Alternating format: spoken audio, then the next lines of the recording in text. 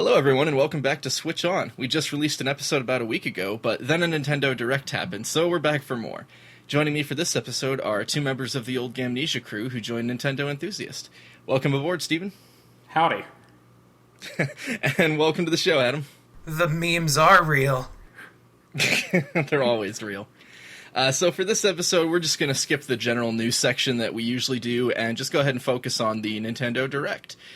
So for starters, let's just each share what our biggest highlight was from the Direct. Steven, why don't you kick it off for us?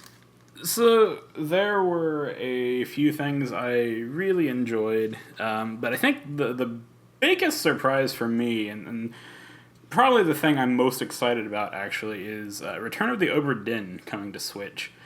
If you've never heard of Obra Dinn, it's a beautiful sort of puzzle mystery game that came out. It's made by the guy who did Papers, Please.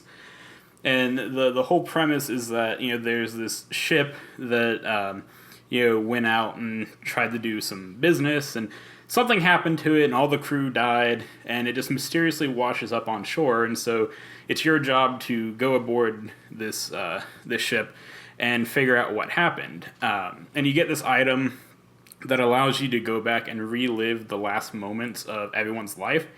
And so using that and your detective skills, you have to piece together, who died and how, and, if necessary, who killed them. So it's very puzzly, very mysterious, and the game just absolutely looks gorgeous. And I have not played it yet on PC. I've been meaning to do so, but I'm really glad it's coming to Switch, so maybe that'll give me the kick in the butt I need to sit down and do it.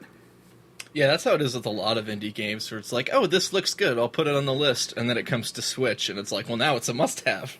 Sounds very cool. You sold me on that premise for sure. It looks really interesting and intriguing. I like the kind of detective aspect of it and the whole time manipulation. I found the graphics a little less beautiful than you, Steven. I liked the black and white aesthetic and everything, but for some reason the sort of pixelated look of it was a little rough on my eyes. Maybe it's something where I'd adjust to it after playing for a few minutes or whatever. But I found the trailer a little bit jarring. Yeah, understandable. I mean, I think they were definitely trying to go for that old-timey computer feel. It's certainly not something that everyone can handle. But yeah, if you can, it's definitely, I think, I've heard nothing but great things about it from everyone who's played it. It's a small team. It's not like they have this huge AAA budget to do, these super detailed graphics or anything. So they picked an interesting art style that was, within their means. Yeah, definitely. If the premise sounds interesting, go check out the trailer from the Direct, see if it's something you might be interested in. And it's actually launching this fall. We don't have a date yet, but it should hopefully be within the next month or two. Cool. That's one to keep your eyes on. How about you, Adam? What had you most excited from the Direct? It's really weird to me. The part that got me the most, what the heck, was when they announced Deadly Premonition 2. That was a very weird moment for me, just because I've never played the first Deadly Premonition, and I now have a chance to, but from what I understand from that game is a lot of people thought it was terrible, a lot of people thought it was great, a lot of people thought it was funny, a lot of people thought it was scary, so there were just a lot of different thoughts around that game in particular, but it has a very weird cult following, and I was never expecting a sequel from it. And it's exclusive too, isn't it? Or at least a timed exclusive? Maybe? Yeah, it's exclusive for Switch. They haven't announced if it's timed or if it's completely. Mm-hmm. But I mean that's such a weird thing for Nintendo to be all in on, to make an exclusive for their system. That's such a niche game for them to help bring back. So it took me by surprise. I'm interested to go into it just because of that strong cult following that it has. It seems that if I don't enjoy it for what it is, I can at least get a laugh out of it, so I'm interested. Yeah, and I think it's just, another testament to the fact that Nintendo's done a really good job this generation of going out there and getting those exclusives. And we've mentioned this in past episodes, but there's just all kinds of games that we're seeing on Switch that, exclusive or otherwise, third-party games that you just wouldn't have seen on Wii or Wii U. And it's great, Nintendo's really starting to rebuild that bond they had with third-party companies, I don't know, like way back in the Nintendo and Super Nintendo era. Yeah, they're doing an excellent job so far with the Switch, way better than they've done in the past with Wii U and Wii for sure. So it feels kind of like the glory days again. Yeah, and it's always great to just have one of those big surprise games like that in a Nintendo Direct that just nobody sees coming. Yeah, the unfortunate thing is I've heard that, because the original one's out now, I've heard it's actually fairly buggy. So I'm hoping that that'll get taken care of pretty quickly, especially with something like this where people have been wanting this for ages. I know one of my favorite gaming YouTubers, Jim Sterling, the day before the Direct, tweeted out something along the lines of, I'm overdue on news about Deadly Premonition on Switch. I demand news within 24 hours. And then it happened, and then he followed up with a tweet saying demand complied with. So I'm like, that's excellent. I just got a big kick out of that. But people have been wanting this for a while, I think, or at least the cult followers. Like you said, it seems to be something where, and I've heard many people say this actually, it's either a 1 or a 10. There's not really a lot of room in the middle. You either love it or you just hate it. Very divisive. My favorite moment of the Direct was not anything particularly new or exciting. It was just the new footage we got of Luigi's Mansion 3. So I've been gushing about this quite a bit on the podcast. I think it was probably my favorite game on the E3 show floor. And during the last Direct, they gave us a little more look at some of the diverse floors. So, you're playing on a hotel, so it's very tall, the gameplay is very vertical, but every floor keeps things fresh by having a different theme. It's not all just generic hotel. So they showed off the Tomb Suites, which is Egypt-themed, the Dance Hall, which is disco-themed, and the Spectral Catch, which is a pirate restaurant.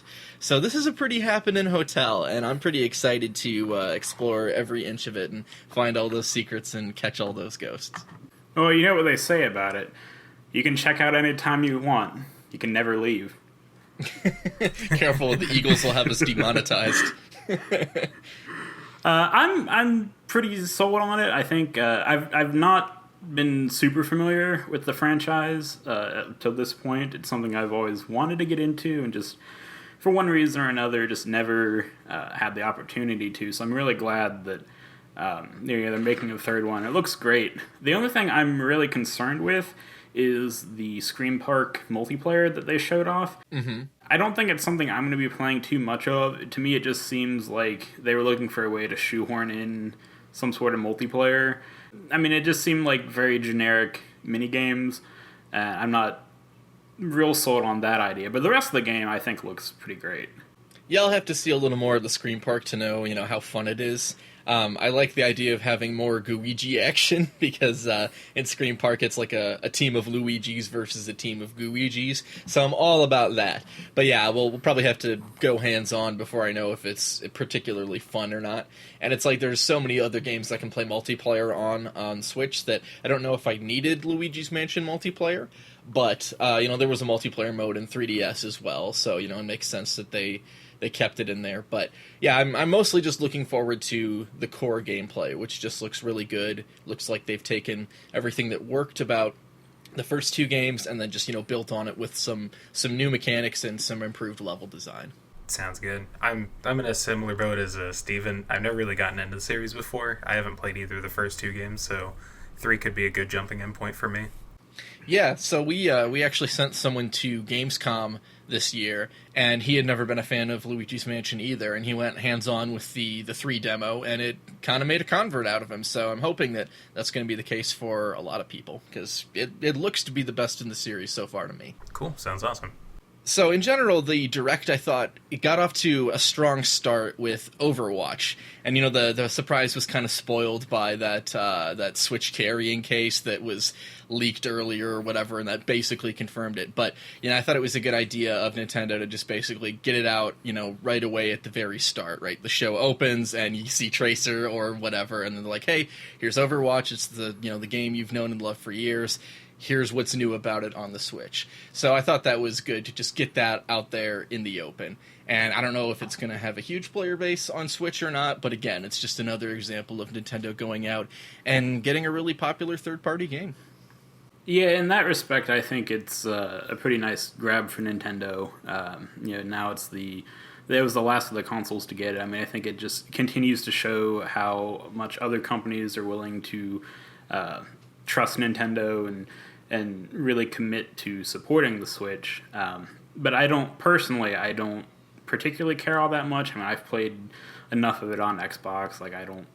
Sure. I'm not going to run out and grab it. Maybe if it goes on sale, but I mean, I kind of am tired out of Overwatch at this point. But yeah, it's great for the people who very much so. But yeah, I think it's absolutely fantastic to have for people who maybe haven't tried it yet or haven't had the means to try it yet and have been interested in it. So yeah, very, very good reveal there by Nintendo. Yeah, I do think Overwatch is a little past its prime at this point. I think anyone who was playing it at launch, I know that it still has a pretty big player base, but it definitely doesn't have as big of a player base as it did from day one. So I'm not sure how big of a title this will end up being for Nintendo, but it is nice to finally have it on there. Main concern really with this port in particular is it going to run well at all? And yeah. I know that they want to work on crossplay, so hopefully they'll get that working soon too. That'll be a big win for the Switch port as well. Yeah, more surprisingly, like, I kind of assumed it wouldn't have crossplay at launch. That's something that a lot of times it takes developers a while to work in on Switch. But they also said it's not going to have, like, cross-save data, which that seems like a mistake to me when you have people that have spent, God knows how much money on loot boxes on, like, PlayStation 4 or Xbox One. And it's like, what incentive is there to buy the handheld version if you can't bring all those goodies over to it? So that seems like a mistake to me. I don't know if it's an easily fixable one from a dev point of view or not. Yeah, because from my perspective, I already own Overwatch on PC, so if I'm going to be playing on my PC for, a couple hours, and then I decide that I want to go lay down in bed and play some more Overwatch on the Switch, just in a more comfortable position, I mean, I would want all that stuff to transfer over, but yeah, I guess that's just not a thing. So another game we got a pretty good look at was Game Freak's Little Town Hero. So that was teased quite a while ago. I think it was just called Town tentatively then. And we finally got like a pretty good look at the combat and some of the NPCs and the layout of the town in general. And we even got a release date, which is October 16th. And that kind of surprised me. I think a lot of people were kind of expecting this to maybe get delayed to 2020 because it went for quite a while without getting any major updates, and we didn't even have the official name or anything. But nope, it's just around the corner, just a month away now. What did you guys think of what you saw of Little Town Hero in the Direct? Boring. Yeah. Sorry, it doesn't tickle my fancy, but I will say that having Toby Fox is cool, but that's all I'm going to say. Yeah, that was really surprising, like, of all companies to reach out and ask for Toby Fox's help. If you didn't know, he will be contributing to the soundtrack. I think he's doing quite a bit of it, too. It's not just like one or two songs or anything. Yeah, and for me, I'm a little bit more optimistic about it, it sounds like. I mean, still not going to, like, rush out and get it day one. I'm going to, maybe wait for a sale and wait till some reviews come out and that sort of thing. I mean, the battle system looked a little bit intriguing to me. I'm not entirely sure what I was looking at, but it also felt like it was a bit more than just attack, guard, But I really like the fact that Game Freak is continuing to expand outside of Pokemon. Not that, I don't want Pokemon to go on, but, it's nice to see that they have other things in their repertoire as well. Yeah, and you don't want them to get, like, burned out making the same thing over and over again. Right. Yeah, I really liked the art style of Little Town Hero. I think it's really charming, but I'm not quite sure about the gameplay yet. I don't fully understand it, to be honest, like you said, Steven. It's a little bit confusing. It seems turn-based, but also kind of sort of like a tactical RPG too. It kind of seems like you can, by moving your character to a different part of the town, you get like different options in battle, and you can like team up with NPCs and stuff. So it seems like it's mostly contained in the town, and you just kind of like maneuver around it to protect it from enemies, while also just gathering more information about NPCs and from NPCs and uncovering some sort of like, you know, secret conspiracy or whatever. So a lot of it still doesn't make a whole lot of sense to me. I hope it does well, just because, you know, like you said, it's nice to see Game Freak branching out and trying something else. You know, I don't want them to feel like they have to be the company that only makes Pokemon and nothing else, but I don't know if it's for me just at that first look. Yeah, that's my big thing with Game Freak's side games in particular, is that I really like Pokemon. I really like what they do with Pokemon, but every time Game Freak makes a different game outside of Pokemon, like when they made Harmo Knight, I liked Harmo Knight. Mm-hmm. Harmo Knight was fun, but I never come away from Game Freak's other titles thinking, wow, that was a masterpiece. I could see them really making games outside of Pokemon. I just come away thinking, that was okay. And then I never go back, and I really, really hope that they hit their stride outside of Pokemon one day, because they have some talented people over there, and they could do really good things, I'm sure. Yeah, and it's usually been smaller 2D games that they've experimented with, so Little Town Hero is probably like the biggest non-Pokemon venture that they've, you know, sunk resources into. So we also got quite a bit of Smash news during the Direct. We learned all about the version 5.0 update, including new DLC character Terry Bogard, who was, of course, heavily rumored. So I gotta admit, I've never really played anything with Terry in it, so this is not a DLC pick that is right up my alley or anything, but, you know, Smash isn't just about having only the most popular Nintendo characters or whatever. You know, it's a wide roster. It caters to, you know, a lot of different fans who like different genres. So I'm sure there's a lot of people that are happy about this Terry Bogard pick. I'm not one of them, but particularly in Japan, I know he's pretty popular, so. Yeah, I'm not either. I mean, I'm not real big on fighting games, and I really wish that, you know, it wouldn't have been another fighting character. I mean, they have Metal Slug, for instance, that, you know, they could have pulled from as well. I mean, I don't think they have any characters that are as well known.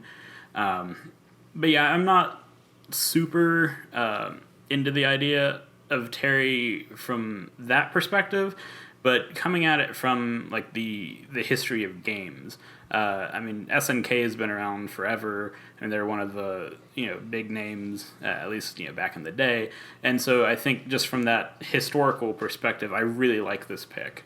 I think, you know, Smash, especially with Ultimate, they've really been branching out and trying to, I don't want to say get away from Nintendo, but I think they're trying to be just more inclusive of the industry as a whole, and it's really nice to see them acknowledging that, you know, there are other companies out there who have contributed, you know, major characters and major franchises, and you know, we wouldn't be where we are as an industry without some of these companies and characters.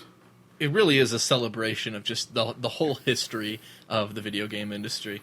Also, the reveal trailer for Terry was amazing. Like, I love it more than the Persona and more than the Banjo reveal trailers. Like, the animation of that trailer was just spot on, and I loved every second.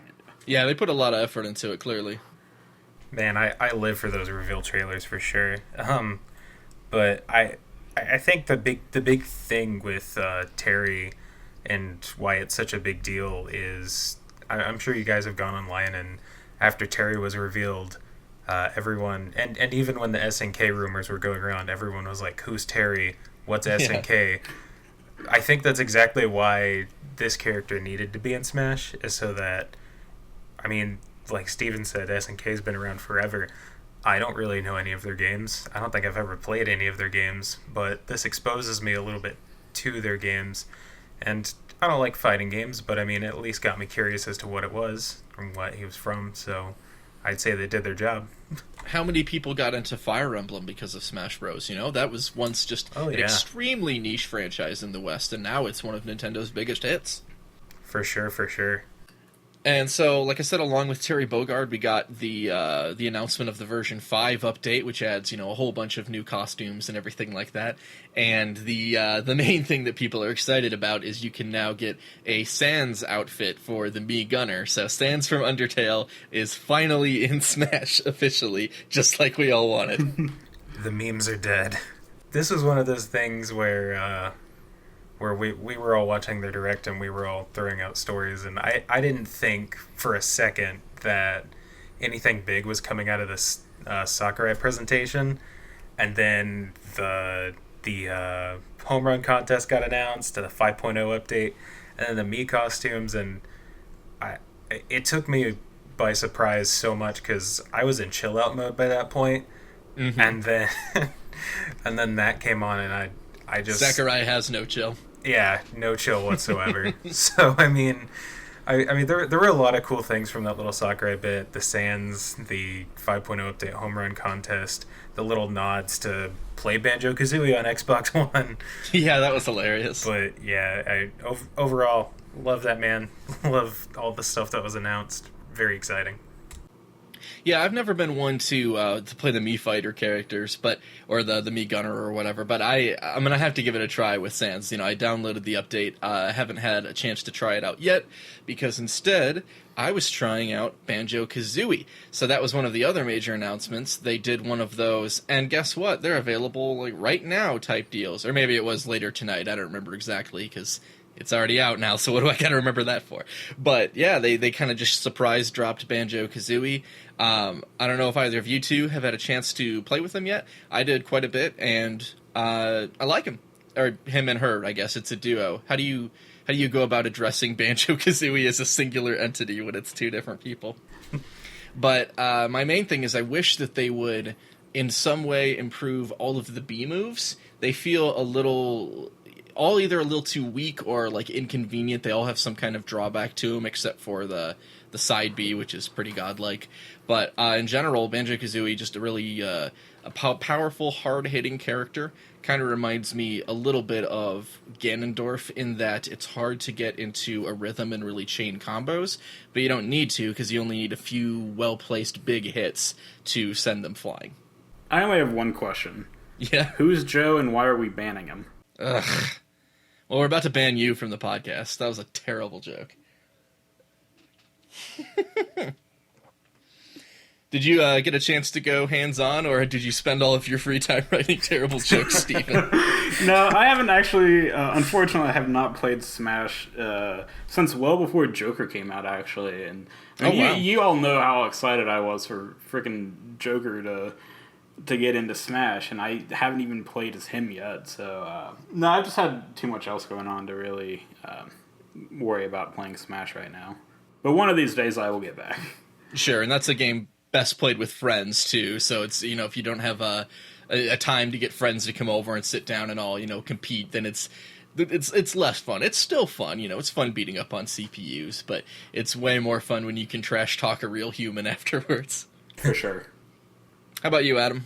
So, yeah, I did get hands-on with Banjo later that evening after he dropped, and I'm gonna put a little humble brag right here, but I went through Banjo's classic mode, and I got my first 9.9 with Banjo. Oh, nice. That was a good feeling. I didn't use any S tickets or anything. Just straight, no deaths. That's really impressive, too, considering, you were just getting used to the character. Right. It was first time I turned on Smash in months, and I went in and I was like, holy crap. Maybe you found your new main. Right. So I had a lot of fun, actually. So yeah, I love all of their animations, too. Like, when you do your Smash attacks, you just slam Kazooie into the ground, basically. And, sure.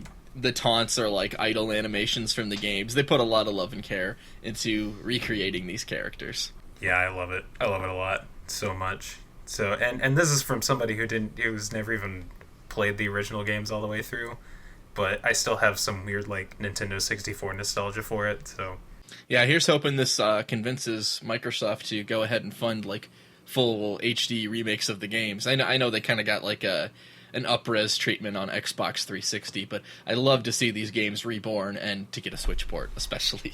I don't know, that Crash style reboot. Yeah, exactly. Steve Mails, I believe, who is a former Rareware employee, now works at Playtonic, said that he would very much like to see remakes in the style of like Crash and Spyro. So I'm right with him. All right, so we also had another pretty big announcement that I don't think too many people saw coming, and I know, Steven, you were pretty excited about this one. Tokyo Mirage Sessions Sharp FE, which is the most ridiculous name ever, is getting a new and improved version on Switch called the Encore Edition. This one I did not see coming. How about you, Steven? I don't know if I saw it coming. I mean, it was definitely wishful thinking. I know Britt did some direct predictions prior to the direct, and we were there talking about how much we both really wanted a port of this, and then lo and behold, we have it. I think the bigger surprise, honestly, was that it's coming out in January. Like, it's not this, we're announcing this and it's going to be ready in a month and a half, or a year and a half. I mean, it's 4 months away. Yeah, it's a really quick turnaround from announcement to launching. Yeah, I remember back when I reviewed this on Gamnesia, I didn't have that much time to review it because I got my copy late, and so I wound up like calling in sick to work, and I spent literally every living second I had in my bed playing that just so I could get it done for review, and I haven't touched it since, maybe unsurprisingly. So I'm really excited to get back to that world and see what the new stuff is they've added, and just really just fall in love with it all over again. So, fun fact about Tokyo Mirage Sessions, I was working at GameStop at the time that game came out, and I did not have the money to buy it. So, if you're familiar with GameStop employment policies, you can sometimes rent the pre-owned games and take them home and try them out.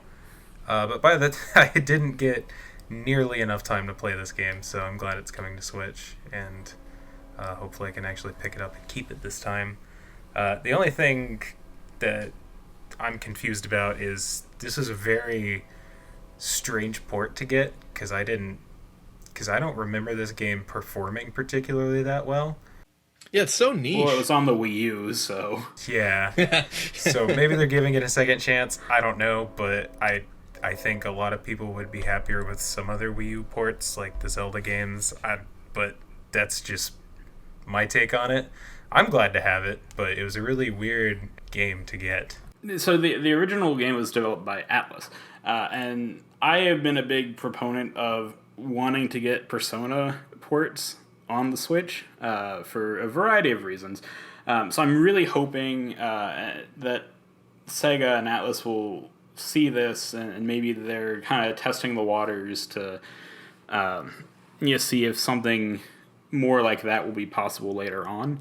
I know Atlas is still largely ignored the Switch, and we have SMT5 coming at some point. So I'm hoping that, especially this one does really well. Maybe they'll, see that there is an audience for this type of game, and you maybe think about, bringing some other stuff over, or developing things for it in the future. This could be sort of a good faith move by Nintendo to just, support Atlas and, hopefully lead to a better relationship between the two of them. Like you said, bring more games over. So they might be kind of testing the waters a little bit and just sort of throwing Atlas a bone and saying, yeah, we know the original game was on Wii U, so it was doomed to fail, so we'll give it second life on Switch. Yeah, as a big Persona fan, I'm definitely digging this relationship, and I really hope that Atlas will bring some bigger quality titles to Switch, because Nintendo keeps getting shafted with all the Persona spin-offs, and that's just a shame, honestly. Especially since Joker's in Smash now. Yeah, man. So, speaking of games on past Nintendo consoles that are coming to Switch, we also learned that Xenoblade Chronicles is getting a remake, and it looks beautiful. So, like the original game, I enjoyed the sort of anime aesthetic of the art style, but the Wii really couldn't handle it all that well. It showed in places there was a lot of like aliasing problems and some things looking pretty pixelated in that big open world. So it is being reborn on Switch, and it looks gorgeous, and I think a lot of people are going to be very happy with that decision. Yeah, I certainly am. I missed it when it came out for the Wii. I didn't even pick up X when it came out on the Wii U. So I didn't really get into the franchise until 2 on the Switch.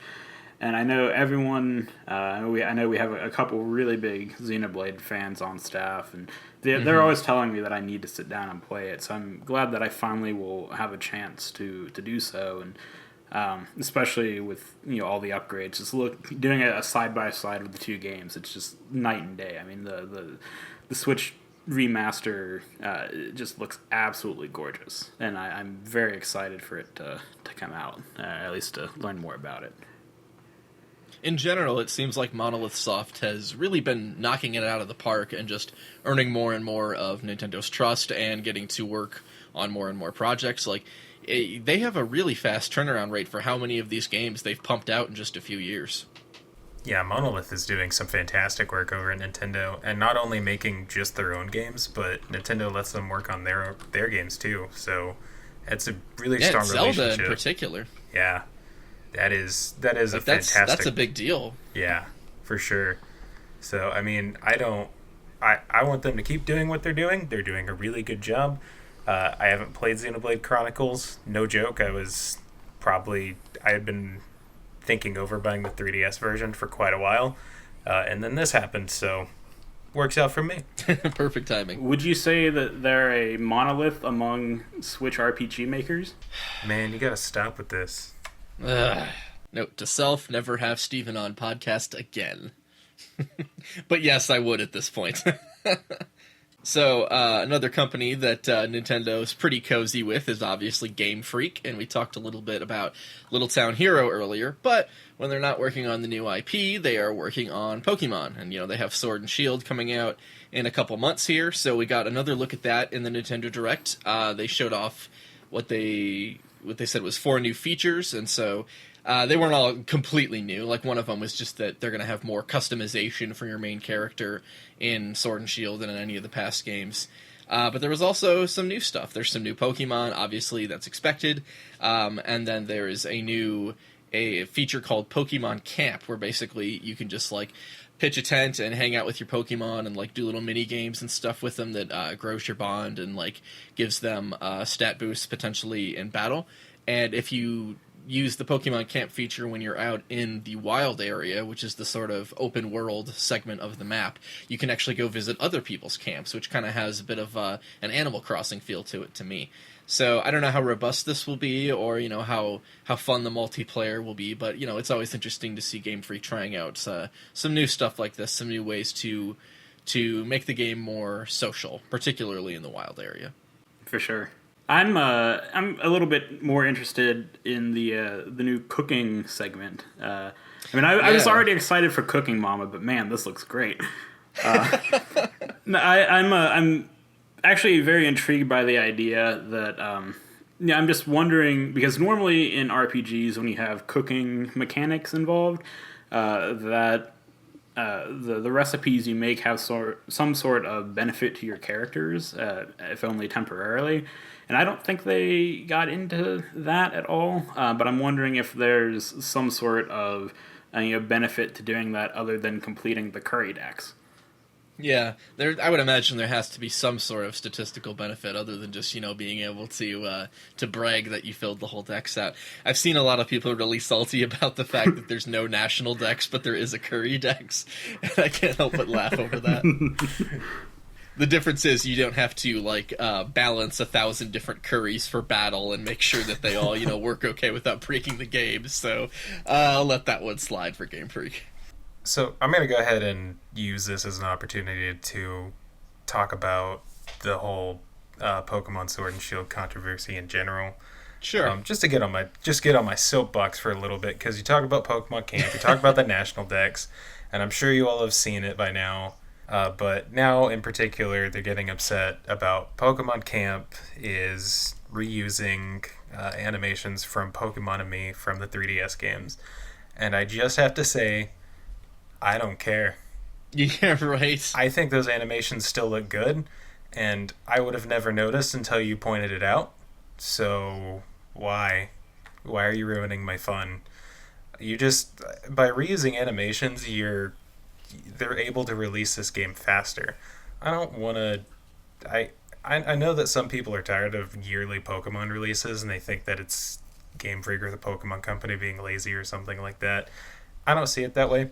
I like the yearly releases. Keep them coming. I don't really care if we have a full national dex. I really don't.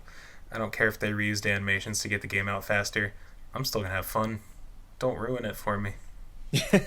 Yeah, I can't wait for the controversy when it turns out that Link's climbing animation in Breath of the Wild 2 is the same as it was in Breath of the Wild 1. Right. So Yeah, to some extent, I get the anger over not having, the full national dex. Like, I'm not trying to catch 1,000 Pokemon, but I'm going to be disappointed if I can't bring over some of my shinies from Let's Go. But when it comes to the animations, it's like, dude, every studio reuses some animations. Yeah. It's not that big of a deal. All the time. They have hundreds and hundreds of these critters to animate. It's not the end of the world if they recycle some movement. like, think about it this way. I mean, what's arguably the best Smash Brothers game now? As people would say Ultimate is. It's got the biggest roster, some of the best gameplay feel. Some would still argue that Melee feels better. I disagree, but that game is largely built upon Smash 4. And Ultimate wouldn't have come out as soon as it did without Smash 4 existing previously. So, Yep, for sure. A little bit bias showing here, but Daemon X Machina got a new demo. And I've not played the demo since I reviewed the full game, but I've heard that the new demo is significantly improved over the old one. So just if you've maybe played the old one and weren't so much of a fan of it, maybe just give the new one a shot and see if it's any better. It's a very niche game anyway, and it's being flanked by Astral Chain on one side and Link's Awakening and Dragon Quest on the other. So I mean, it could certainly use a little bit more publicity and a bit more just getting out there. So at the very least, maybe just try that demo and see if it changes your mind. Yeah, I was thoroughly unimpressed by the first demo, so I should probably give the second one a chance and see if they've changed my mind at all. I doubt I'll pick it up regardless, but again, this is a nice example of Nintendo doing something that they normally wouldn't do, like a giant anime-style mech game.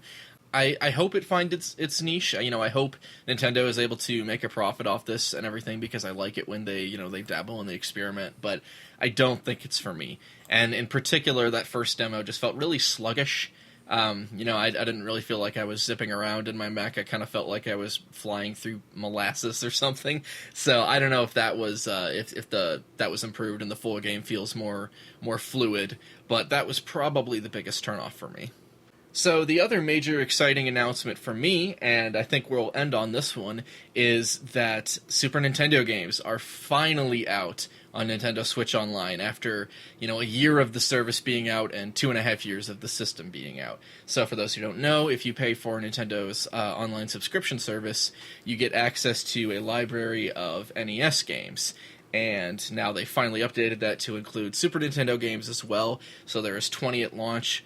Eventually they'll add some more. They've said it won't be on a regular schedule, but eventually we'll get some more.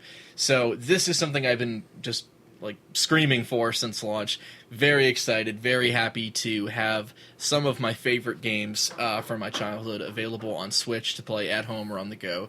And I've been enjoying some A Link to the Past. Yeah, I'm very excited for it in the sense that I'm happy that they're finally moving away from the NES. But owning a SNES Classic, there's a lot of overlap, and so if I'm just gonna play Super Nintendo games, I'll just do it on that. So I would have much rather have seen maybe Nintendo 64 games or GameCube or something like that. But I mean, for those who maybe don't have a Classic, I mean, this is certainly good. And there's some really weird titles in the lineup as well. I mean, you got your classics like Super Metroid and A Link to the Past, but then you have stuff like Breath of Fire and Super Earth Defense Force and Yeah. So stuff that isn't on the classic that I'm actually a little bit excited for to check out. But for me, it's just kind of I mean, it's a nice little feature, but it's still not really selling me on the service. Yeah, you might have to wait another year for them to add 64 games. Let's be honest, probably 3 years. So, looking at this list of games, first I just want to mention, have you ever realized how many Super Nintendo games have the name Super in it? Oh, like all of them. Dude, like half this list is Super. I don't know if you're familiar with Chris Scullion, but he's a journalist, and he put together a NES encyclopedia where it just gives like a 5 or so paragraph description of every single game that was licensed for NES. And he's now working on a Super Nintendo sequel, and he was like, "Man, I felt really good about how how much progress I was making on this book." And then I realized I haven't gotten to the S section yet, and every single Super Nintendo game starts with an S. Oh, it's lovely. So, I mean, Super Nintendo games are really cool for me in particular because, and we had joked about this previously in one of our chats, where I totally miss the Super Nintendo.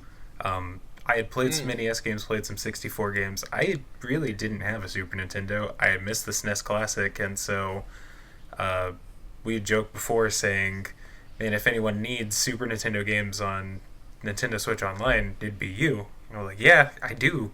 So this is really cool for me. So playing Have games. you had a chance to try any of them out yet? Oh yeah, I've been back and forth between A Link to the Past and Super Metroid.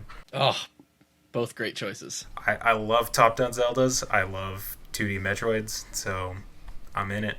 I'm in on both of them. So Yeah, I'd love to be able to experience both of those games like for the first time again. Just do a memory wipe and have the joy of discovering all those secrets and having them be completely fresh.